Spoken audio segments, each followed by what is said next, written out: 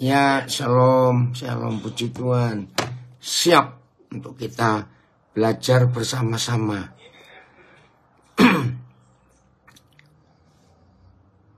Ya, saya tidak menyangka kalau pertemuan kita pertama kali, tepat minggu yang lalu, hari Sabtu, itu bisa berlanjut di hari ini. Terima kasih untuk MGC yang mempercayai saya sehingga kita bisa bertemu lagi. Saudara, Tuhan tanpa keluarga harmonis. Ya, mungkin statement ini membuat banyak kejutan, banyak pertanyaan. Tapi tunggu dulu.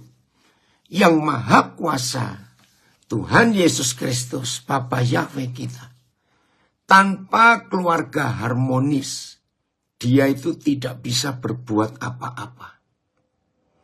Saya ulangi, yang Maha Kuasa, Tuhan yang hebat itu, tanpa keluarga harmonis, dia tidak bisa buat apa-apa.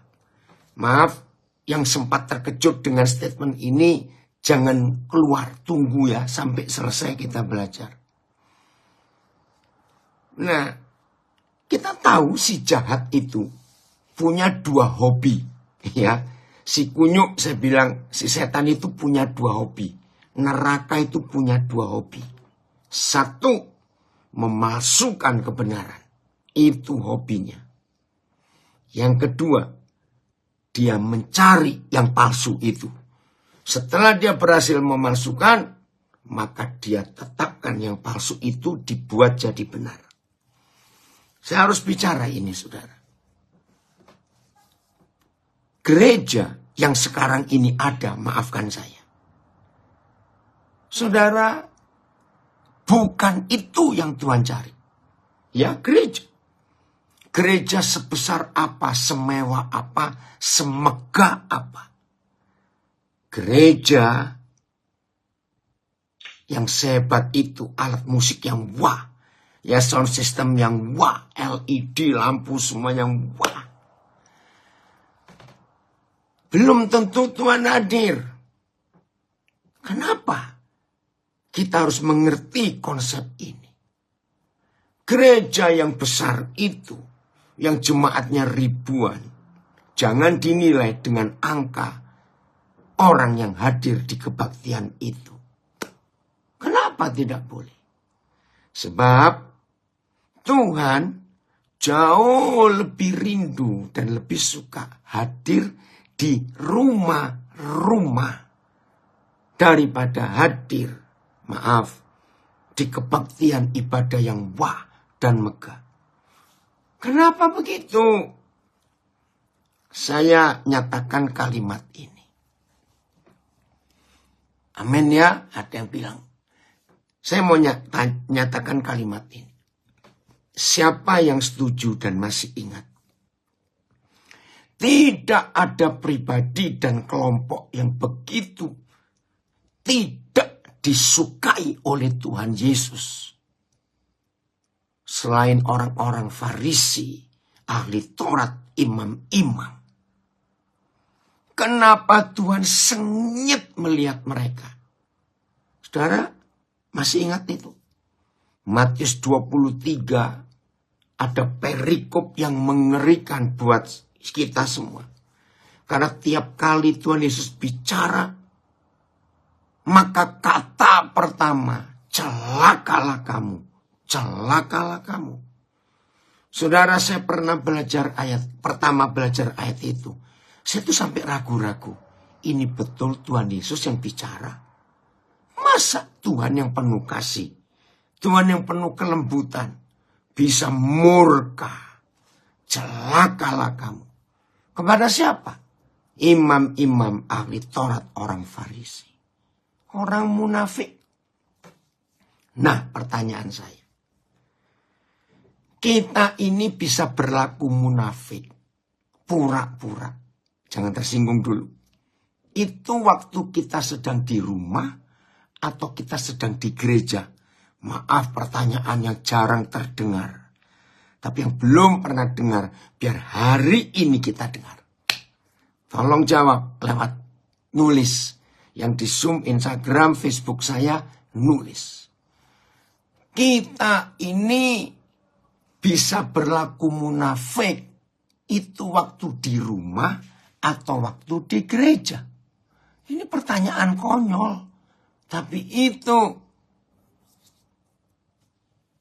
ayo jawab, saya belum lihat jawabannya. Ya, kita bisa berlaku munafik itu di gereja. Mimbar itu panggung sandiwara. Iya betul, saya jawab di gereja. Ya, di gereja. Munafik waktu kita di gereja. Saudara, kenapa kita bisa berlaku munafik di gereja? Oh iya, anak saya Santi dari Ternate hadir, puji Tuhan. Karena gak ada orang lihat kepalsuan kita. Karena waktu kita ibadah gereja, semua kelihatan rohani seperti malaikat. Maaf. Saya punya ilustrasi ini. Gereja itu kumpulan dari keluarga-keluarga. Betul ya? Gereja itu kumpulan dari keluarga-keluarga. Nah sekarang bayangkan. Ya umum ini. Maka itu setan benci keluarga harmonis. Catat itu. Pokoknya kalau setan melihat ada keluarga harmonis, langsung mereka akan cari perkara dan merusak keharmonisan keluarga itu.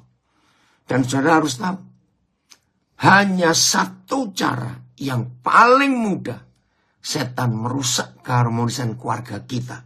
Catat tuh saudara. Setan gak perlu keluar biaya 1 rupiah pun untuk merusak keharmonisan kita suami istri.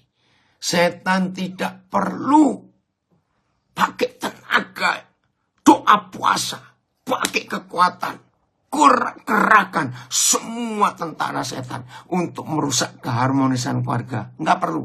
Catat. Begitu setan melemparkan rasa jengkel suami kepada istri dan istri kepada suami, juder itu istilah saya.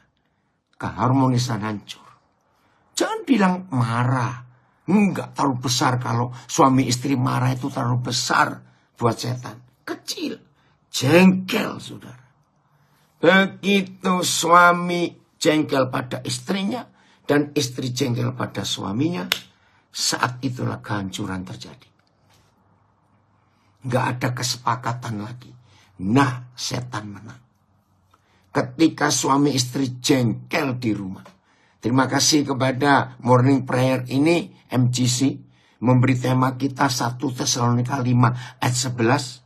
Supaya dalam hidup keluarga, suami istri dan anak-anak, anak-anak dengan anak-anak, anak-anak dengan papa mama, saling menunjang, saling menguatkan, saling menolong. Yang lupa sambungan topik ini kita bahas Sabtu yang lalu, bisa cari di rekamannya. Di Facebook saya ada, Instagram saya ada. Masih ingat? Doa orang yang benar, bila dengan sungguh-sungguh didoakan, itu besar kuasanya. Kapan kita jadi benar? Yakobus 5:16. Ketika kita saling mengaku dosa dan saling mendoakan. Saling terbuka. Tidak ada rahasia yang disembunyikan. Nah, jujur ya suami istri. Ketika kita sedang jengkel dengan pasangan kita, tolong dicatat pertanyaan ini dan jawab. Bisakah suami istri berdoa bersama ketika hati sedang jengkel? Bukan marah loh saudara. Kalau marah itu sudah terlalu besar. Jengkel. Ya semua kita tahu. Nggak mungkin suami istri sedang jengkel bisa doa bersama. Nggak mungkin. Nah berarti ketika suami istri tidak bisa bersama-sama menghadap Tuhan. Berarti. Saudara dengar. Berarti. Kemunafikan terjadi. Nah ini ilustrasi saya. Kalau ada suami istri hari Senin aman. Selasa mulai ada percikan api. Rabu percikan apinya lebih besar. Hari Kamis berdamai sebentar. Jumat meledak lagi. Sabtu sudah bengkak-bengkak itu, maaf ilustrasi saya. Lalu Minggu ke gereja.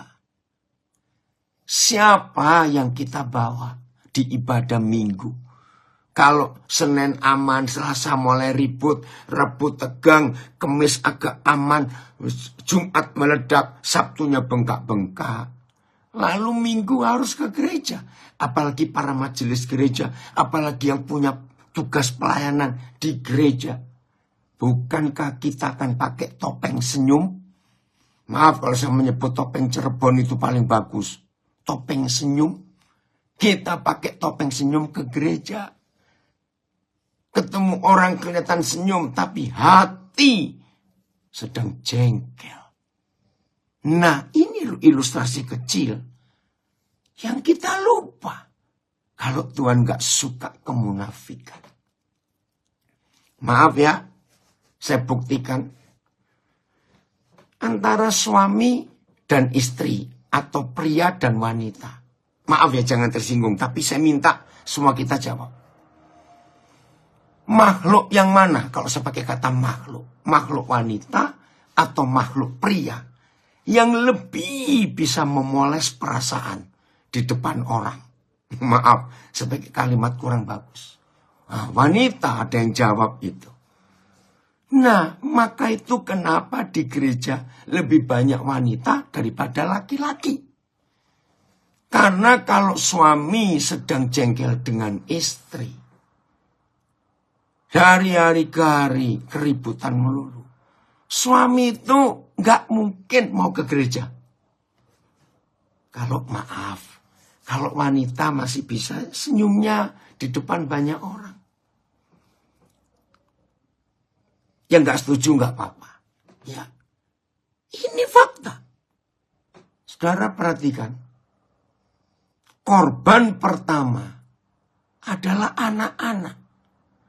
Sebab anak-anak melihat di rumah, dua orang ini ngapain ya? Nah, saudara, dalam penelitian saya, riset saya. Dari Batam, ada yang tertawa kencang. Dalam penelitian saya, satu-satunya penyebab, tolong dicatat, satu-satunya penyebab anak-anak tidak respect, tidak hormat kepada papa mamanya. Bukan karena papa mamanya kurang rohani, bukan karena papa mamanya kurang ganas untuk anak-anak di rumah. Tidak. Tolong dicatat dan ketahui. Satu-satunya alasan anak-anak tidak respect kepada kita orang tuanya. Kalau kita papa mama itu main sinetron, munafik, bermain sandiwara. Kalau di rumah, saya punya istilah ini, seperti Tom and Jerry, ribut aja kerjaannya. Tapi begitu keluar rumah, apalagi bilang mau ke gereja, langsung sinetronnya main. Gandengan sok mesra. Kalau mau acara-acara resmi, ada undangan-undangan. Wih, ini papa mama kelihatan mesra. Saudara tolong catat. Dan kalau setuju, kalau ada di antara kita yang sudah dewasa sekarang, dan dulu waktu kita masih kecil, melihat papa mama kita munafik seperti itu, maka anak-anak muntah melihat dua pemain sinetron kurang ajar ini. Di situ anak-anak gak ada respect. Maka itu ketika papa mama begitu rohani di gereja, begitu hebat kalau waktu pelayanan, tetapi di rumah, menyedihkan sekali keadaan ini. Nggak akan respect. Jadi ingat, saudara, kalau di morning prayer ini kita dapat pelajaran tema yang luar biasa.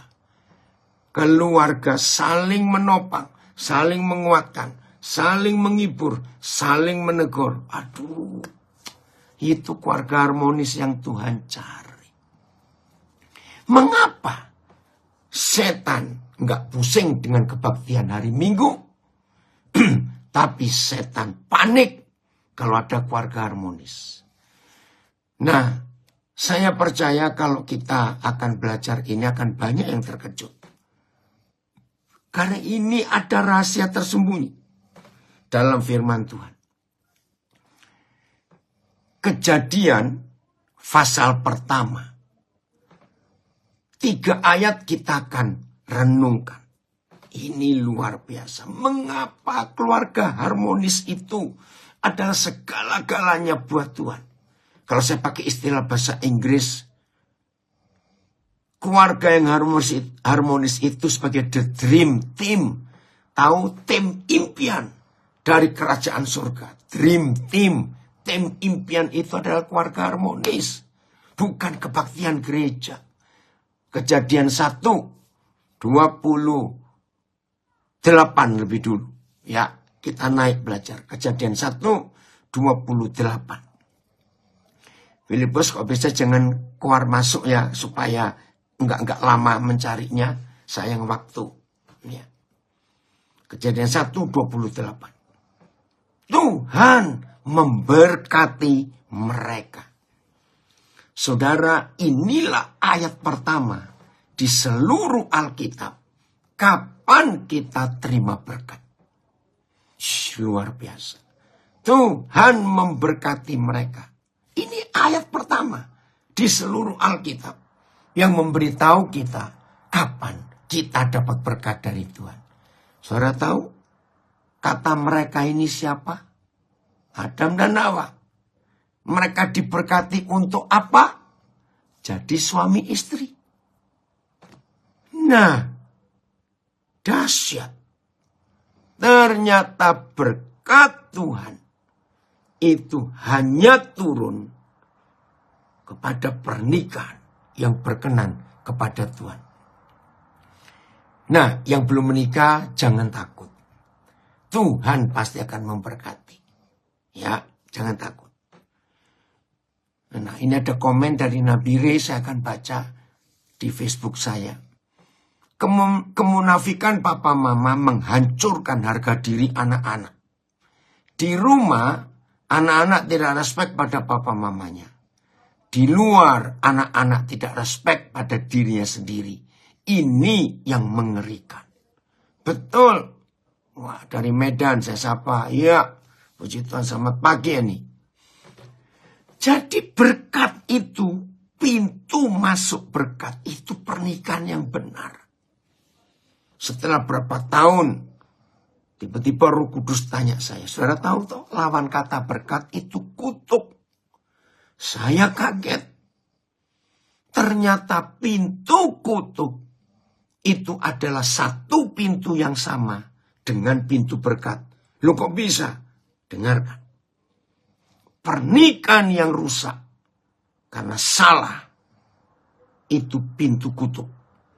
Tapi pernikahan yang benar, yang berkenan kepada Tuhan, itulah pintu berkat. Saudara lihat peraturan ini. Tuhan memberkati mereka untuk jadi suami istri. Jadi kata berkat itu pelantikan. Lalu Tuhan berfirman kepada suami istri itu beranak cuculah. Nah, hukum ini yang dibenci oleh setan. Jadi hukum surga harus jadi suami istri dulu, baru jadi papa mama. Tapi setan merusak dengan seks bebas. Tidak sedikit pernikahan di gereja hamil dulu. Nah, itu yang merusak. Begitu pernikahan ini hancur dari awal. Oh Tuhan. Ada komen dari Banjarmasin. Jarang sekali gereja berkhotbah tentang keluarga. Khotbahnya cuma sukses, mujizat, jawaban doa, dan sebagainya. Terima kasih nak untuk komen ini. Saudara perhatikan. Ini luar biasa ngerinya setan. Jadi menjadi suami istri, saudara. Bukan sekedar menjadi suami istri. Tapi itu pelantikan. Dilantik untuk apa? Nah, ayat 26. Dilantik untuk apa? Ayat 26-nya. Terima kasih Bapak, ada firman seperti ini. Ya, dari daerah Kelapa Gading ada pertanyaan. Ya, apakah pernikahan dengan janda atau duda itu salah? Biasanya orang tua langsung tidak menyetujui karena merasa itu sudah pernah gagal, jadi nggak akan baik. Ya, anak-anak kan bergejolak. Maaf, nggak bisa dijawab secara umum di sini, harus secara pribadi ya, maaf. Ayat 26 Kejadian 1. Berfirmanlah Tuhan, baiklah kita menjadikan manusia menurut gambar dan rupa kita. Nah, kalimat ini penting. Supaya manusia itu berkuasa. Supaya manusia itu punya otoritas. Supaya manusia itu punya wibawa. Untuk memerintah, untuk memimpin. Saudara, sampai hari ini seluruh dunia, negara mana saja, pelantikan orang-orang yang punya jabatan itu harus dalam upacara khusus dan resmi. Ya, tanpa upacara khusus dan resmi, pelantikan pejabat itu nggak akan sah. Tapi lebih daripada itu, ya, sebentar lagi kita akan punya presiden, wakil presiden baru, dan harus ada pelantikan. Nah, semua pejabat yang dilantik, ya, setelah semua apa itu syarat persyaratan perlengkapan ada. Ingat saudara, tanpa saksi maka pelantikan itu nggak akan sah. Hebat ya Tuhan kita. Nah, saya cari kapan manusia itu yang ditetapkan untuk bisa berkuasa dan dilantik harus ada saksi. Kaget saya. Alkitab ini menulis. Kita buka sekarang Maleakhi 2 ayat 14. Saudara, satu-satunya peristiwa yang Maha Besar, yang Maha Kudus hadir menjadi saksi, itu hanya terjadi ketika manusia menikah. Saudara, ada banyak janji, ada banyak peristiwa yang tercatat di perjanjian lama. Yahweh Tuhan hadir memberkati. Yahweh Tuhan hadir menolong. Yang Maha Besar hadir menyembuhkan. Dan banyak lagi. Tapi hanya satu. Dia hadir menjadi saksi waktu kita menikah. Lihat ini, hari itu imam-imam protes kepada Yang Maha Kudus. Karena persembahan mereka ditolak. Lalu mereka protes. Kamu bertanya, oleh karena apa persembahan kami tidak diterima? Lalu Yahweh Tuhan menjawab, oleh sebab Yahweh yang telah menjadi saksi antara engkau dan istri masa mudamu.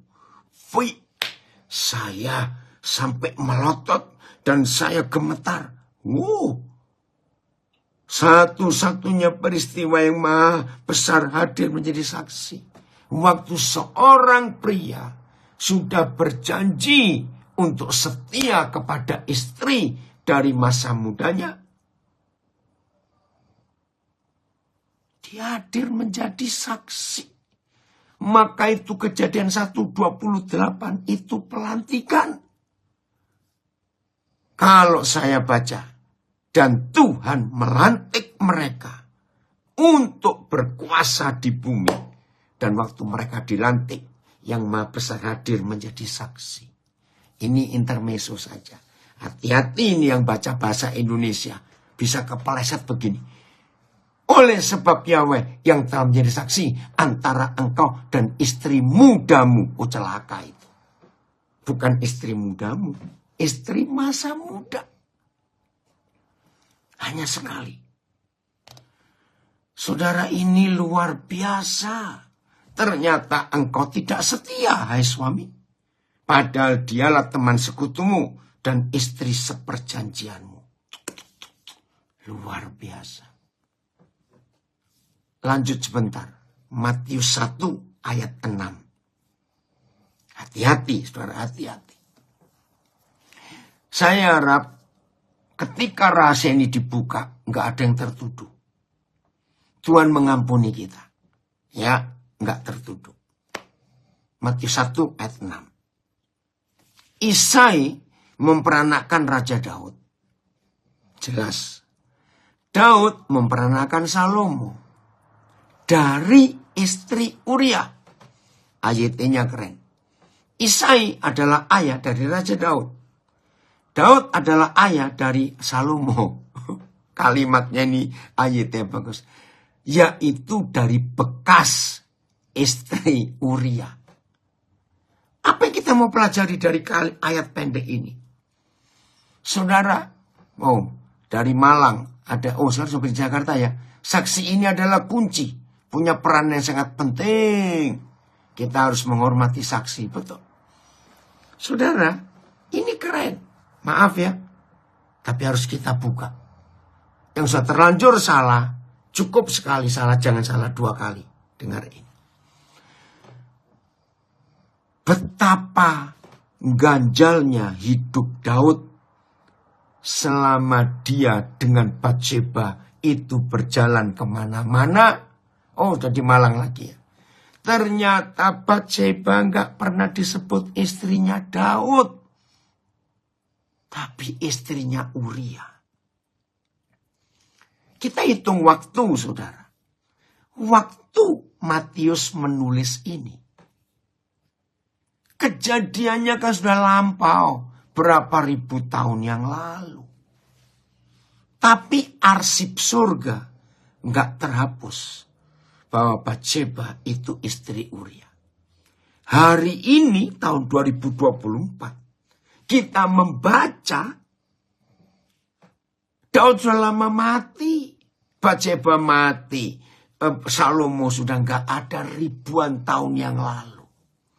Tetapi arsip surga tidak terhapus.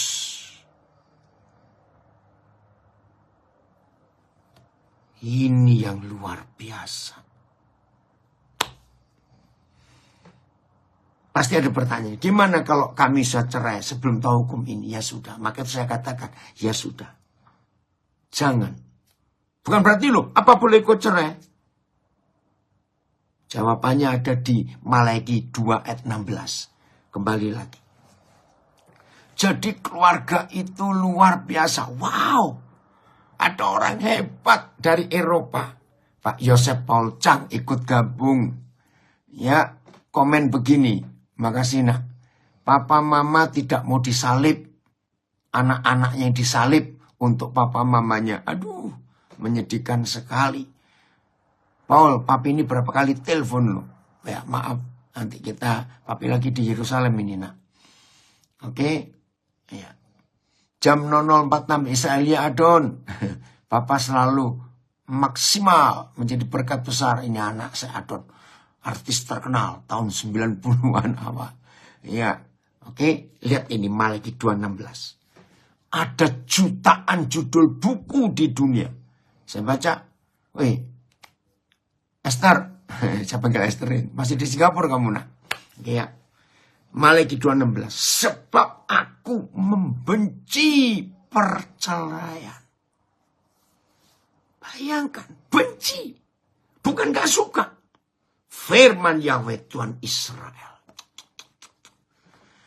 Saudara, ada jutaan judul buku di dunia. Tapi satu-satunya buku yang ada statement, aku benci perceraian. Hanya kitab suci kita. Jangan main-main. Ngeri gak ini saudara? Jadi, maka itu Matius 1 ayat 6. Begitu bencinya Tuhan pada perceraian. Maka arsip pernikahan di surga gak bisa diganti. Istrinya itu ada kata bekas. istrinya siapa, bekas suaminya siapa. Maaf. Ayo kita berubah, saudara. Mulai hari ini. Oke? Jadi supaya manusia bisa berkuasa, seperti janji Yahweh Tuhan di Kejadian 1:26, harus menikah dan dilantik. Dan pelantikannya ada saksi. Saksinya Tuhan sendiri. Oke, kembali ke Kejadian 1 ayat 26. Kita akan bahas satu kata pendek dengan 4 huruf. Nah, ini yang saya katakan tadi, bagi yang kaget dan tidak setuju, nggak apa-apa. Ya, saya tidak memaksa saudara untuk percaya apa yang saya dapat. Ya, nggak apa-apa. Tapi kita belajar ya. Berfirmanlah Tuhan, baiklah kita. Kita. Tuhan kita berapa dong? Kalau kita. Huruf besar kayaknya. Siapa dia? Ternyata kita itu adalah Tuhan sendiri. Loh, kok bisa? Nah, saya percepat. Ternyata di surga itu sudah ada papa mama. Ya, di surga sudah ada papa mama. Maka itu firman-Nya, baiklah kita. Nah, sedikit belajar bahasa Ibrani. Saya tidak menguasai tapi tahu dikit-dikit. Kata Elohim, ya tulisannya Elohim, tapi bacanya Elohim, itu menunjukkan Tuhan itu jamak. Ini luar biasa. Ya, Tuhan jamak Elohim. Tapi bukan Tritunggal, saudara. Maaf. Kata Tritunggal tidak ada di Alkitab.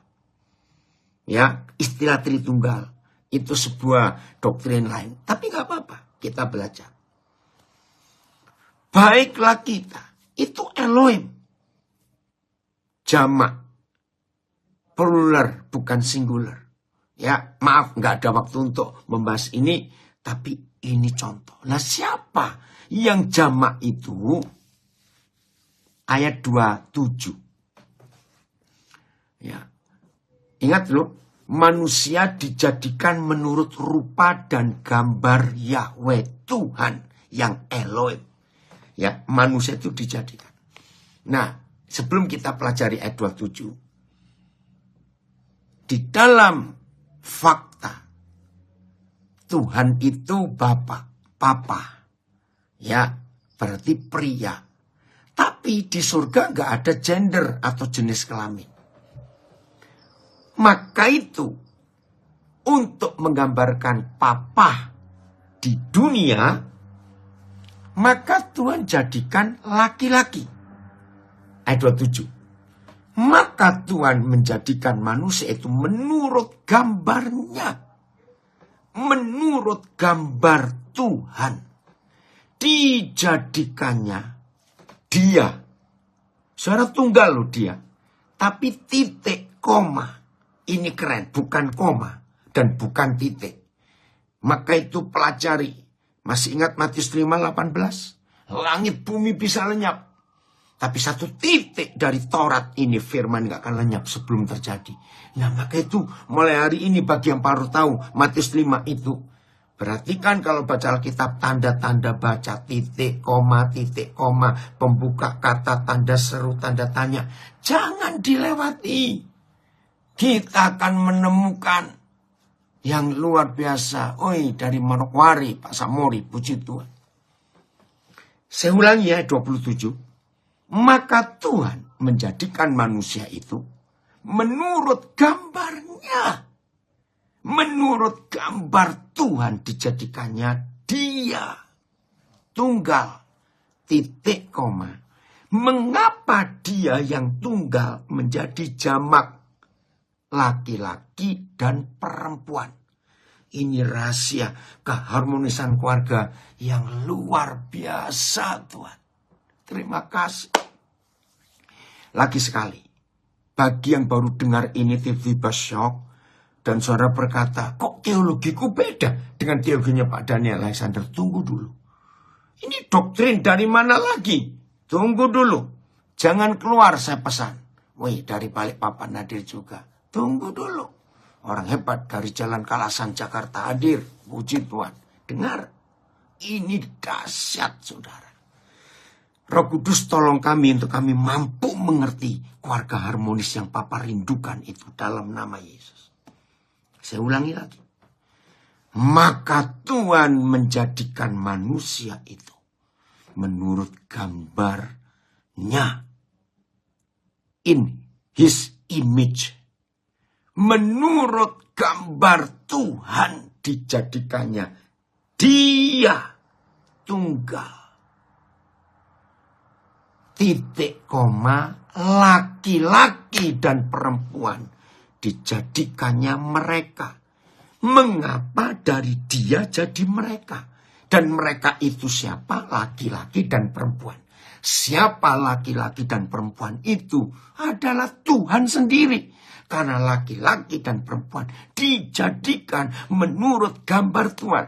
Saya harap jelas. Tapi masalahnya doktrin berkata Tuhan itu Bapak laki-laki. Oke. Saya setuju dulu dengan saudara ya. Tuhan itu laki-laki.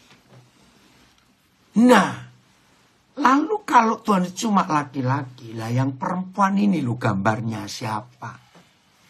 Tuhan kan gak punya tetangga di sana. Maaf istilah saya. Maka itu saya katakan tadi, baiklah kita, ayat 26. Menjadikan manusia itu serupa dengan segambaran kita. Di surga ada papa mama. Untuk menggambarkan ada papa di dunia, maka Tuhan jadikan laki-laki. Untuk menggambarkan ada mama di dunia, maka Tuhan jadikan perempuan yang segambar dengan dia. Tapi kalau cuma laki dan perempuan saja, tidak disatukan, diberkati dan dilantik jadi suami istri, maka mereka nggak bisa jadi papa mama. Nah, supaya di dunia ada surga, maka yang tinggal di surga diturunkan ke dunia. Siapa yang tinggal di surga? Papa mama. Kita. Maka itu manusia yang tadinya dia menjadi mereka. Ini hukum surga. Dalam pernikahan, itu pasti dua orang. Laki-laki dan perempuan. Oke? Nah, papa mama jadi. Karena laki-laki dan perempuan dilantik. Jadi suami istri. Kapan jadi papa mama? Beranak cuculah. Itu urutannya, saudara. Ini hebat sekali. Alkitab itu sangat luar biasa. Jadi Kejadian 1 ayat 26, 27, 28. Itu satu paket lengkap. Bukan Kentucky Fried Chicken, maaf. Paket lengkap. Betapa keluarga itu adalah harapan Tuhan. The dream team. Tapi setan gak suka. Setan, ingat tadi saya katakan di awal-awal. Setan itu kerjaannya cuma dua. Memalsukan yang benar. Dan membuat yang palsu itu jadi fakta dalam hidup sehari-hari kita. Kurang ajar betul. Nah, apa palsunya? Setan merusak keluarga. Enggak cuma merusak. Setan membuat peraturan pernikahan sejenis. Kurang ajar betul. Dan menyedihkan, setan berhasil. Woi, dari Los Angeles hadir. Setan berhasil, saudara. Aneh bukan? Maka itu hari ini, saudara. Kita harus merubah konsep hidup kita. Nah, sebelum saya berani memberitakan ini, saya cari dulu. Ya, saya cari dulu. Sampai di mana, ya, apa yang Tuhan kerjakan itu. Saya cari ayat yang memberitahu Tuhan itu juga mama. Walaupun gak ditulis dalam pernikahan. laki perempuan. Maaf ya saudara, begitu perempuan itu menikah, pasti disebut Mrs. siapa atau nyonya siapa. Karena istri ikut suami, maka itu dari jamak plural laki perempuan menjadi dia setelah menikah. Kepala dengan tubuh.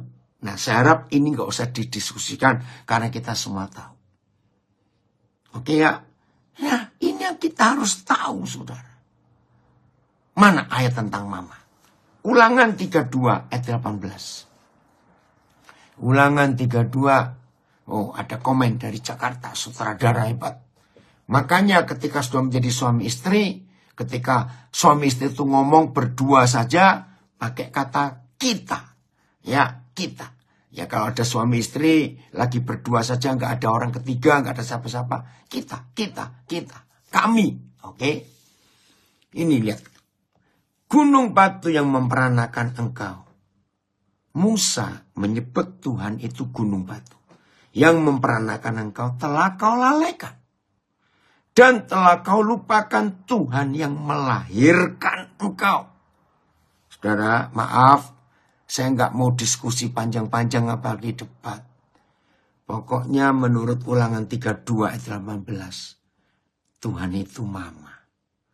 Tapi kita nggak bisa panggil mama kami dalam surga. Nggak bisa. Bapak tetap. Karena kepala. Ini luar biasa dalam hukum pernikahan kudus itu. Wilipos coba terjemahan apa ya? VMD atau apa ya? Yang lebih jelas itu waktu itu kita pernah bahas.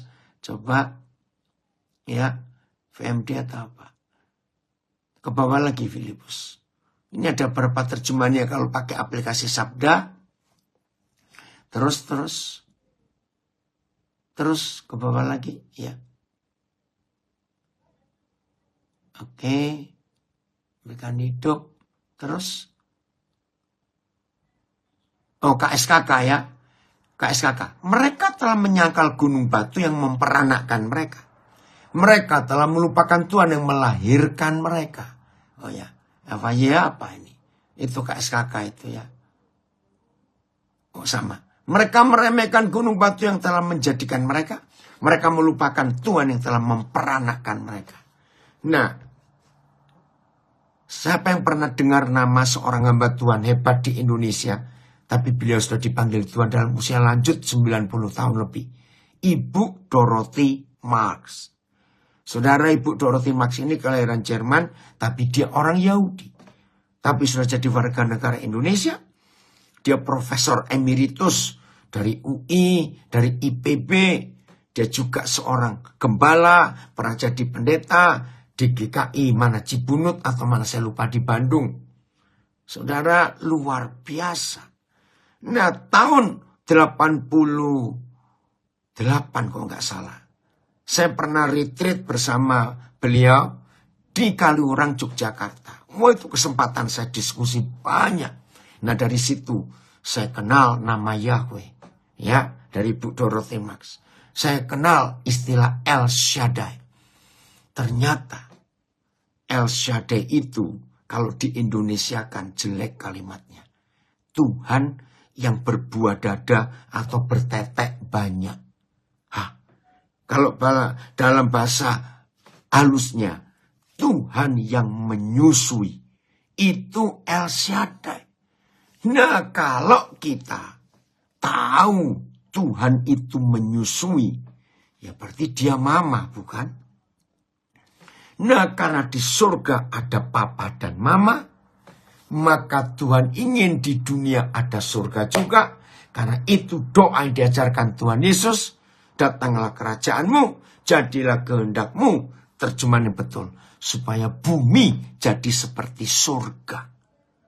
Nah, supaya bumi jadi seperti surga, maka harus ada suami istri yang di dunia dinikahkan lalu beranak cucu. Dan itulah keluarga, saudara.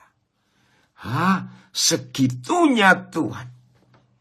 Maka itu kalau suami tahu peranannya, istri tahu tugasnya, rumah tangga itu aman. Tapi setan jungkir balikkan semuanya ini dengan macam-macam hal. Maka itu suami istri, ingat keharmonisan kita. Itu menentukan surga atau neraka yang ada di dunia ini. Luar biasa. Dengan cepat. Ada satu contoh keluarga yang sangat hebat. Hakim-Hakim. Pasal yang ke-13. Hakim-Hakim 13. Satu terjemahan saya Filipus. Karena bakal banyak ini panjang. Roh Kudus tolong. Supaya kita semua mengerti.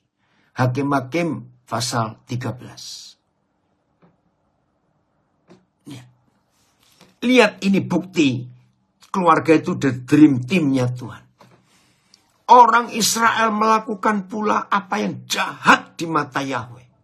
Sebab itu Yahweh menyerahkan mereka ke dalam tangan orang Filistin 40 tahun lamanya.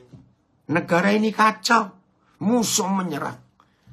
Siapa yang dicari oleh Yahweh Tuhan untuk menyelamatkan bangsa itu? Lihat ayat 2. Pada waktu itu ada seorang dari Zora, dari keturunan orang Dan namanya Manoah, istrinya mandul tidak beranak. Saudara, ayo kita coba hitung. Istilah orang Jawa, otak atik gatuk. Ya, coba. Saudara coba bayangkan. Mau dilihat dari sudut mana saja. Negara kacau, ada hubungan apa dengan keluarga? Nggak nyambung. Keluarga ya keluarga, negara kacau urusan pemerintah dan polisi atau tentara. Tapi tidak bagi Tuhan. Tuhan mencari keluarga. Nanti saya akan tunjukkan ayat yang lain. Betapa pentingnya keluarga the dream team. Ayat 3. Dan malaikat Yahweh menampakkan diri. Oh maaf. Tuhan tolong dalam nama Yesus supaya Iki nggak terganggu. Ayat 3. Hakim-Hakim 13. Dan malaikat Yahweh menampakkan diri kepada perempuan itu. Istri. Tuhan tolong dalam nama Yesus. Nggak boleh terganggu Tuhan. Instagram ini Tuhan tolong. Wih, luar biasa. Istri. Dan berfirman kepada istri Manoah. Demikian. Memang kau mandul tidak beranak, tapi engkau akan mengandung. Bahkan seorang anak laki-laki. Maaf saya nggak baca semuanya. Tapi begitu istri Manoah, Nyonya Manoah mendapat kunjungan pernyataan Tuhan. Terus ayat yang ke-8 Filipus. Stop. Ayat Ayat 6. Ya, setelah dijelaskan oleh malaikat itu bagaimana dia, Ratna puji Tuhan baru muncul. Lihat ayat 6. Kemudian perempuan itu datang kepada suaminya dan berkata, "Pa," atau siapalah panggilannya, "telah datang kepadaku seorang abdi Tuhan yang rupanya sebagai rupa malaikat Tuhan." Amat menakutkan, salah terjemahnya. Amat menggetarkan. Tidak kutanyakan dari mana datangnya. Dan tidak juga diberitahukannya namanya kepadaku. Tapi beritanya begini. Saudara, kalau Hawa dan Sarah menggunakan prinsip istri Manoah, dunia nggak rusak seperti sekarang. Coba ya. Hawa waktu didatangi ular, malah diajak diskusi. Tapi kalau istri Manoah tidak. Tuhan hadir, dia cari suamiku di mana. Ini loh yang harusnya istri-istri punya peranan seperti ini. Tunduk pada suaminya. Terus ayat yang ke-9. Maaf, cepat Pak Filipus. Ya, ayat 8. Setelah istri Manoah menjelaskan. Lalu Manoah, suami yang hebat ini, memohon kepada Yahweh katanya. Ya Yahweh, berilah kiranya abdi Tuhan yang kau utus itu, kau utus ke istriku itu, datang pula kepada kami dan mengajar kami apa yang harus kami perbuat kepada anak yang akan lahir itu. Saudara-saudara, belajar dari keluarga Manoah. Kalau kita sudah menikah, wajib mengatakan kami, bukan aku, saya. Tidak. Ini keluarga hebat. Istri menghormati suami. Maka itu ketika Tuhan hadir, nggak ada suaminya, istri cari suaminya. Suami respek kepada istrinya. Ketika istri cerita dikunjungi Tuhan, suami berdoa, mohon tunjukkan. Supaya kami belajar, supaya kami mengerti, supaya kami. Wih, ini luar biasa. Ini keluarga harmonis, selalu melibatkan istrinya. Kalau suami nggak ada, istri melibatkan suami. Kalau suami nggak ada, istri nggak ada, ya suami melibatkan istri. Seperti itu. Ayat 9. Maka Tuhan, jelas saudara, maka Tuhan mendengarkan permohonan Manoah. Jelas ya, Papa Yahweh mendengar doanya suami. Tapi aneh, yang dijawab tetap istri. Sehingga malaikat Tuhan datang pula kepada perempuan itu. Ketika istri Manoah duduk di padang sendirian. Dan suaminya Manoah tidak ada bersama-sama dengan dia. Keren saudara. Lihat istri yang Alkitabiah ini. Istri yang tunduk pada firman. Kemudian perempuan itu segera berlari. Memberitahukan kepada suaminya. Pak, cepat pak. Orang yang datang kepadaku baru ini menampakkan diri pula kepadaku. Lalu Manoah bangun. Mengikuti istrinya. Suami jangan sombong. Saya mau uraikan ringkas kalimat ini. Luar biasa saudara. Ternyata Tuhan itu jauh lebih sering bicara kepada istri daripada kepada suami. Ini salah satu contoh. Ya, lihat waktu Pilatus mengadili Tuhan Yesus. Siapa yang dapat peringatan? Istrinya. Dan banyak contoh. Tapi jangan tersinggung ya para istri. Ternyata setan pun lebih sering pakai perempuan daripada pakai laki-laki. Maka itu di dunia, jangan marah para istri, terus saya dikeroyok. Siapa lebih terkenal? Kakek sihir atau nenek sihir? Maaf. Ternyata dunia mengakui sampai hari ini nenek sihir lebih terkenal, lebih sakti daripada kakek sihir. Nenek itu pasti perempuan, maaf. Jadi perempuan itu menjadi incaran Tuhan dan incaran si jahat. Maka itu para istri hormati suami sebagai kepala. Ini saya katakan tadi, seandainya Hawa itu berlaku seperti istri Manoah, dunia akan lain ceritanya. Ya sudah terjadi. Ngerti? Lalu bangunlah Manoah. Ini suami istri yang hebat, yang keren. Maka itu suami istri hiduplah penuh pengampunan. Penuh pengampunan, penuh keharmonisan. Maka surga itu hadir. Nah suami istri yang seperti ini akan dilihat oleh anak-anaknya. Ada surga di rumah. Suami istri yang harmonis itu menciptakan surga. Apa sih definisi surga? Damai. Maka itu ketika setan melihat suami istri penuh damai harmonis, langsung dirusak. Ingin dihancurkan. Dan cara setan merusak perdamaian suami istri gampang. Dengan jengkel. Hati-hati.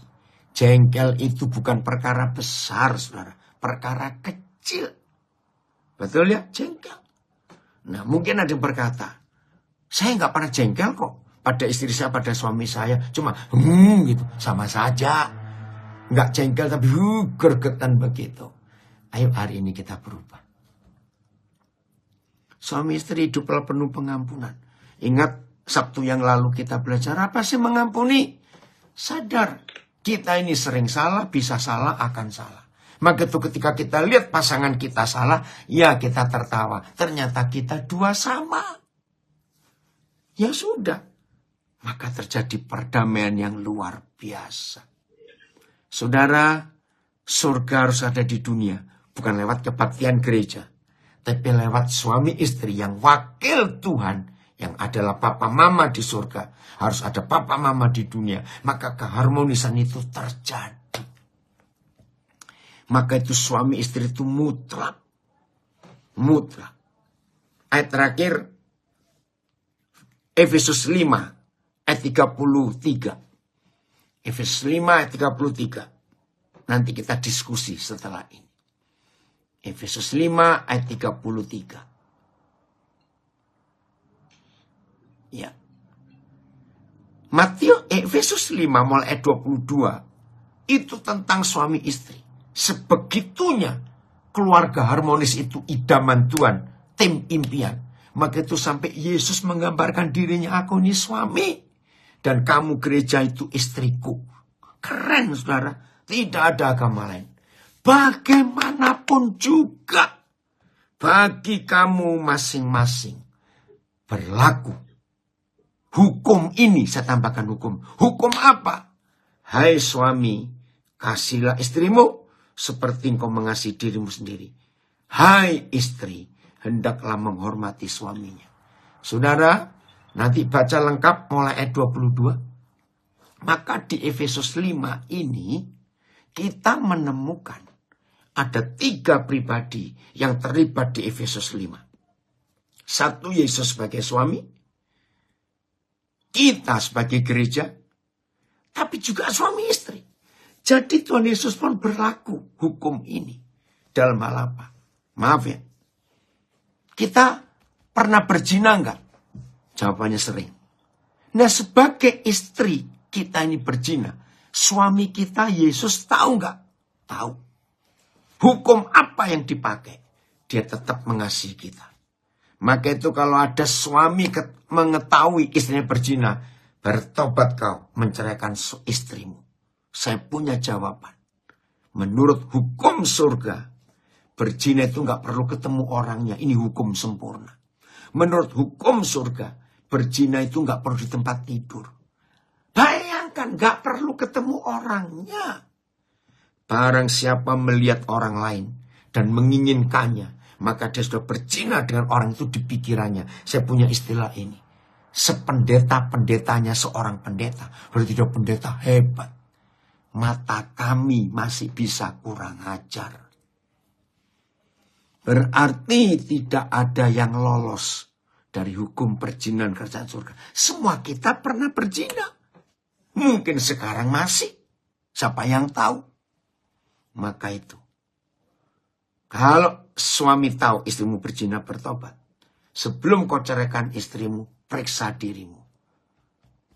Sombong kalau suami berkata, aku nggak pernah berzina.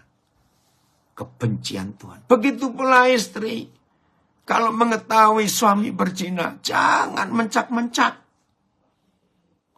Pasti istri pun pernah berzina kalau memandang orang lain. Maka itu mulai hari ini saudara, kita harus merubah konsep hidup kita. Jadi saling mengampuni di rumah, saling menerima, maka keluarga harmonis, ada damai. Pokoknya surga itu isinya damai, damai, damai. Dan damai itu hanya ada kalau kita saling mengampuni, saling memberkati, saling menolong, saling berbagi, saling. Itulah tema kita 2 kali Sabtu ini. 1 Tesalonika 5 ayat 11. Saling. Menolong, menguatkan, menghibur. Jangan saling marah-marah, menuduh. Enggak. Ya, keren sekali. Puji Tuhan. Surga ada di dunia karena ada suami istri yang harmonis, yang selalu mengampuni. Terima kasih Tuhan untuk firman-Mu yang luar biasa ada di Alkitab. Tuhan memberkati kita semuanya. Haleluya.